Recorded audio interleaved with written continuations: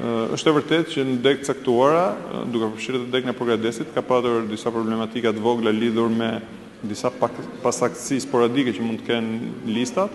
për persona që nuk e gjenë emrin listë, por në bazë të udhëzimeve që kanë ardhur nga Komisioni i Kontrollit të Operacioneve Elektorale, personat kanë mundur të votojnë, duke qenë që kanë qenë të pajisur me dokumenta antarësie të partisë, të lëshuar nga viti 1990 deri në ditët e sotme. Ka patur problematika sporadike, një numër shumë të ulët me disa tesera të cilat dyshohen që nuk kanë qenë të rregullta në raport me kohën në cilën ato janë lëshuar. Janë evidentuar këto problematika, personat nuk janë lejuar të votojnë dhe procesi ka ecur normalisht dhe deri në këtë moment sipas informacioneve që kemi kam shumë se 500 anëtarë që kanë arritur të votojnë dhe pritshmëria është të kemi një numër rekord pjesëmarrje edhe në degën e Pogradecit, sikundër besoj në të gjitha degët e Partisë Demokratike të Qarkut Korçës.